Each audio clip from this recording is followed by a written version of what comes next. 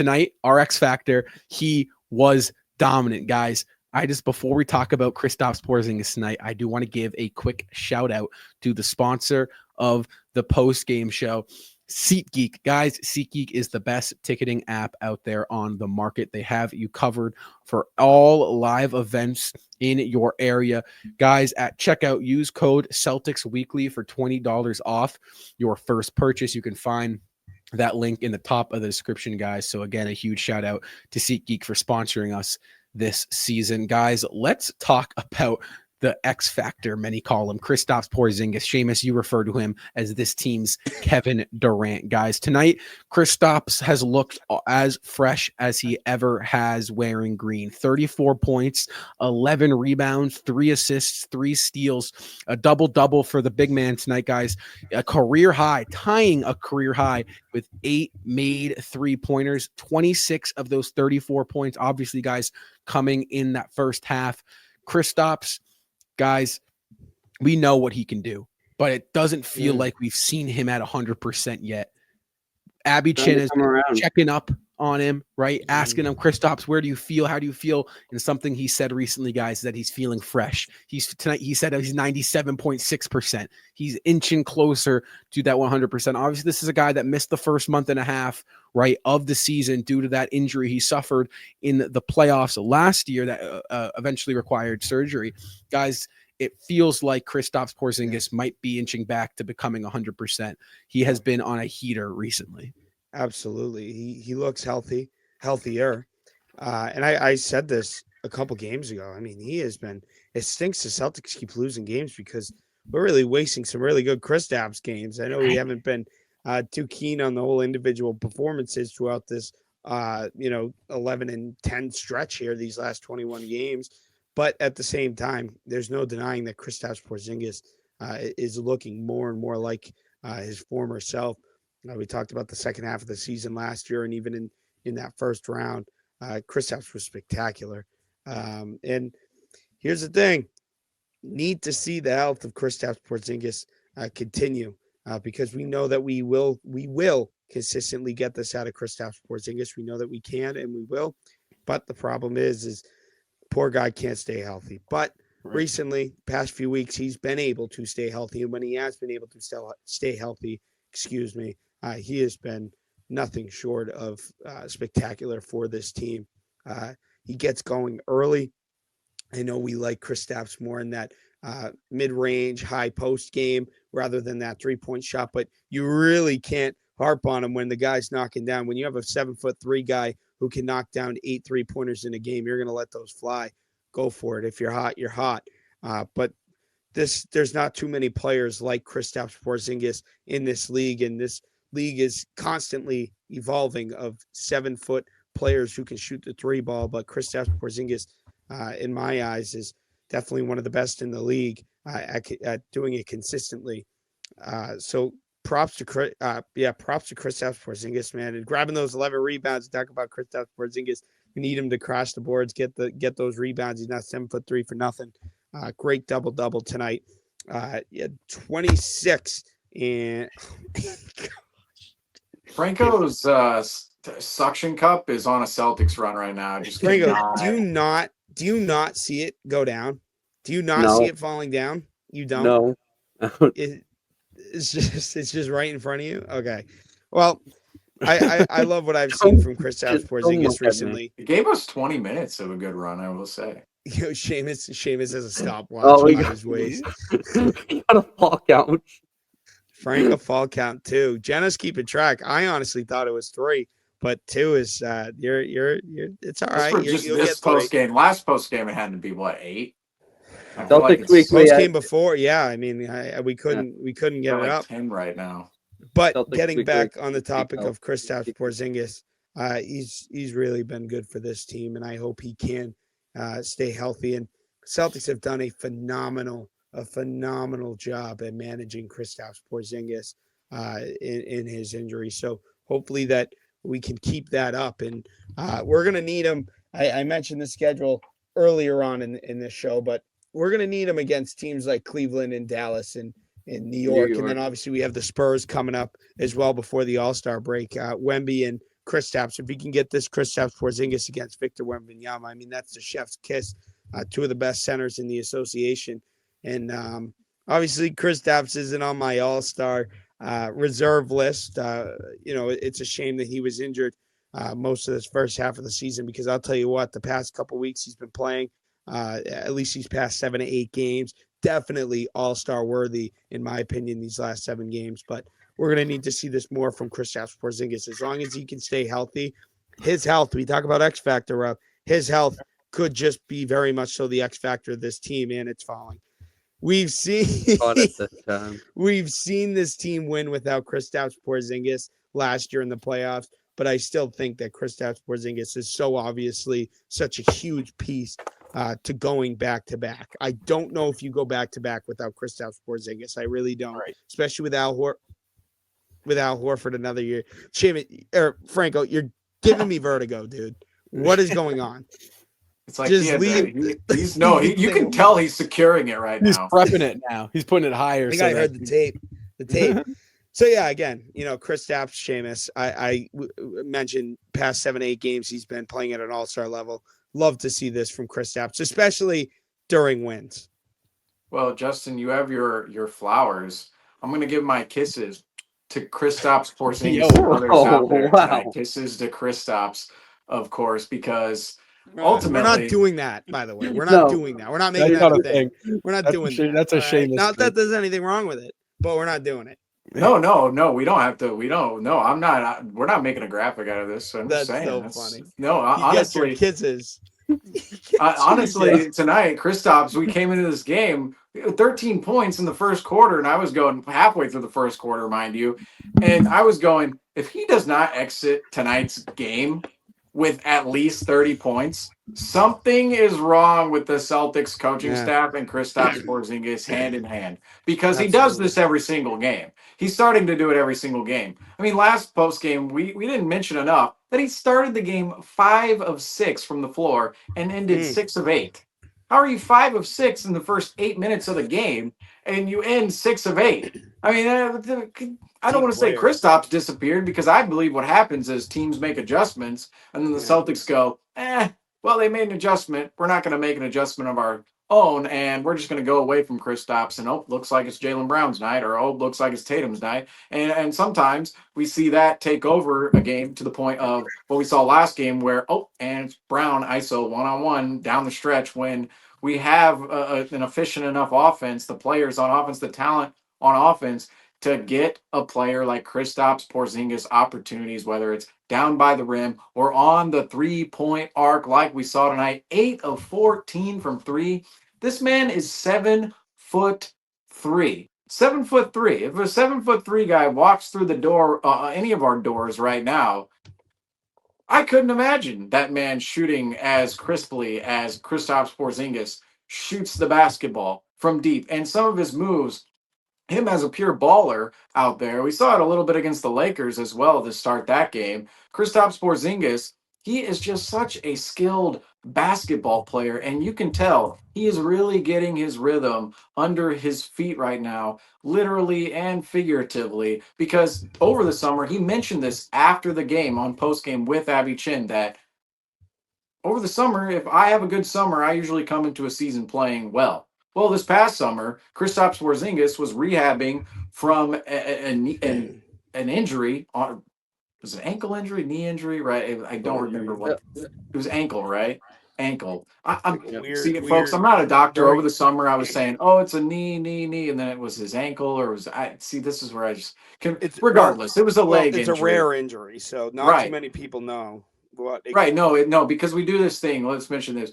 As basketball fans, anytime we hear the technical term of it, we go, all right, let's become MDs right now. Let's all go look at 3D graphs of this tear, and let's see what the anatomy of the human body is right now, so we can figure out what happened to Kristaps Porzingis' legs. But essentially, over the summer, Kristaps Porzingis, he injures one of his legs in the NBA Finals, of course. Essentially tears something to the point in which he has to have surgery. And over the summer, he's rehabbing. And even the start of the season, the first 20 or so games of the season, Kristaps, he is still rehabbing, still ramping up. to get to where he wants to go. And something we forget about a lot is the fact Kristaps Porzingis, we were thinking when we heard the timeline initially over the summer that he probably wasn't coming back until maybe Christmas, maybe mid-January. Well, right now, it's becoming the end of January. We could have got Kristaps Porzingis back 2 weeks ago. Instead, we saw him at the end of November, that November 25th game against the Los Angeles Clippers was his first game, and he still needed time in order to work himself back into basketball shape, back into play, back into rhythm. And really this month, he's taken off. And Justin, you already mentioned it. It sucks that we see some of these losses transpire for the Boston Celtics because Kristaps Porzingis, he is playing so well with this basketball team right now. And really, there are a couple players who have played well, and some of the players that we're looking at not playing well, it's been guys like Derek White. It's been guys like Drew Holiday, guys like Al Horford, Sam Hauser. Some of these players we haven't seen play well as for Jaylen Brown. Let's add him to that conversation. And they'll have good games, but it's all about putting it together. And really, Kristaps, he is a part of a group right now that we are not really worrying about. I would say we don't worry about Tatum. We don't really worry about Pritchard too much. He'll have his off nights, but Pritchard, if he's giving you that 20-point game, that's a huge boost off the bench. But everything he does in terms of bringing energy to the team, competitiveness on both ends of the floor, Peyton Pritchard, he's a much more improved player than what he was. Kristaps Porzingis is in that conversation right now. Players we don't really worry about whatsoever because he's coming to the floor every single game and doing his job, and he's just getting better and better and better. And Eddie House mentioned it on postgame for NBC that Jaylen Brown used to be the tone setter of this team at the beginning of games. And I still believe that Brown and Tatum, they really lead the way in terms of setting the tone. But Kristaps Porzingis, if he is hot early on, that gives the team a huge boost. And as of late, they just have not really been using it the way that they should, because I would say most of the time, what we saw in December, the team was actually getting off to really slow starts and really sloppy starts. As of late, this is another point of optimism for the Boston Celtics that there may be a corner to be turned, or it's soon, right? The turning dot, right? Not the turning, won't say it. It could be soon for the Celtics team, or it could happen at some point in time. Number one, it's Kristaps and his play. But number two, it's the team has actually gotten off to good starts, and a lot has to do with the way Kristaps Porzingis comes out and starts a game. And we've seen it recently, even in losses. That's the most frustrating part. Even in losses, we see Kristaps play well early, give the team the spark. The spark the team ultimately needs in order to go out there, gain a lead, and then maintain it for the rest of the game. We've seen a lot of sloppiness out of the Celtics and being able to do that as of late. But the bottom line is that the Celtics want to be that team that goes back to back, and the first back-to-back team since the 17-18 Warriors, they have to come out strong out of the gates in games and not just play their way into games. They have to come out strong initially, maintain that lead, and really just do what they did tonight and beat teams by.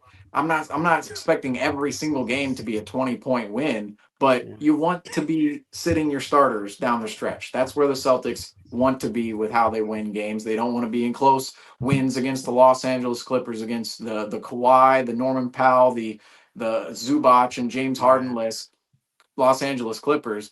They want to win games where they're sitting their players down the stretch, skimping those minutes, of course. And Kristaps, he's really been a huge part in the Celtics trying to do that as of late. I will say, trying. They've done it a little bit, but they're really trying to do it every game. And Kristaps, ultimately, from the entirety of his play, has been phenomenal as of late, and still a major, major reason why the Celtics could potentially go back-to-back this season. Kristaps Porzingis, he brings another level to this team, undeniably. 100%. Yeah, tonight he was just able to light up the score, especially in the first quarter. If you have a player playing like that, it's kind of hard not to follow within his footsteps. The team did so in another way. The way the 3-point shot was falling today was not something you can even expect out of him to have on a frequent basis. And I think that's something that this team really should be able to build and you saw how it really opened up the offense for the other players. You saw Derek White getting open look, Jason Tatum, Jaylen Brown being able to cut to the lane, because once you pulled Vucevic outside the paint, you really had a lot of free lanes and a lot of mismatches that the Celtics were really able to take advantage of going through. And he's going to be a major focal point moving forward. Like Justin said, if he wasn't injured heading into this season, I would, without a doubt, put him in the All-Star category for this year. Most likely, even competing with Karl-Anthony Towns to be a starter for this year. But it's really comforting that he's starting to get his footing, and once he starts rolling, I think this team is inevitably going to pick up their consistency and be able to build off that. You'll be able to see them start to go into games having the advantages, and I hope that we can see him start to open up more to being more available. And he says he's at 97.5% right now, right, Seamus? Yeah. But I think if he's up, 97%. yeah, I think if he's once he gets that without an ounce of doubt in him or a little lingering, I think we'll be able to really take full advantage of what he can do for us. I mean, the Celtics haven't gotten a healthy Kristaps in God, how long? Not First since. night. I mean, you got to think about it. It's almost been. It feels like what 8-9 months that they've gone without Kristaps healthy. In terms of, yes, he's been on the floor, but there's a difference between being on the floor and being truly 100%. And I think you look at that factor, and you talk about this team's trajectory, and that helps. I mean, we know how good this guy is, and you two players that kind of you've looked at this year, and it's been a little disappointing. Derek White and Kristaps. Now, obviously Kristaps the past 10 games has looked much, much fresher and much healthier. And really, I think this is the first time I've watched him all year. It's a shame he got into foul trouble against the Rockets, but he just looked 100%. I mean, his movement, every time you watch Kristaps and he falls to the ground, it feels like he gets up and there's a little bit of like, oh no, but he fell a couple times tonight and he got right back up, and there was kind of no, again, knock on wood, but there was no limp, there was no concern, there was no gasp. So that is big. And, I agree with what Seamus says. And we talk about, what Kristaps brings to the game, and Justin and Franco, you guys also alluded to this. I mean, it's so unique, and it is so special what he can do on the court, and what he opens up for the other guys like Brown and Tatum and White. And tonight we kind of saw White get going there, and I think that was a correlation of Kristaps and what he was doing. So I agree. I mean, I believe he's averaging 22 points, shooting 53% from three, 54 from the floor in the past 8 games. Just absurd shooting numbers. You got to think when we shout out to Ravens, Orioles, Celtics. He gave us a diagnosis on Kristaps. So I believe that's. Try to read that. Yeah, I know. A torn. Yeah, I'm not even going to try, but that's where I'm a 5-year-old. ND. Start becoming an ND. You don't need 8 years of medical school, folks. Go on Google. That's what every NBA fan does. That's what we do. You got to talk about from a jump shot standpoint. Anybody that's played basketball, when you don't have your legs right, and you're not fresh, shooting the ball is very difficult. I mean, to get into a rhythm, and Won't get it past the free throw line. Yeah. And it's good to see Kristaps back. I thought he was huge tonight, and he's going to continue to be huge for these guys. So, you look at this team, and Justin, obviously you're what you're handing out tonight's the other guy that I'm very excited to talk about, because those two players, and Kristaps tonight, he did that, guys. I mean, 8 of 14 from 3. He's 7-2. And he's knocking down 8 threes. I mean, you don't realize how nice we have it when he's firing. And tonight he was firing. They were falling, so I don't have a problem with those 14 3-point attempts. They were great looks, and I was very pleased with Kristaps' performance. No doubt in there, about it. but you can't blame him. Yeah, and you can't. Our 3-point shooting big man used to be Aaron Baines and Al Horford. Just remember that, folks. Just remember that. Daniel That's Tice. Kristaps and Al Horford. Tice. Tice too. I guess you could say Tice. Why don't we hand out my flowers? Right. We'll hand out my flowers. Not my kisses, my flowers. I don't know what that was. But Tatum gets to hand out kisses, but I don't. Wow. Ridiculous.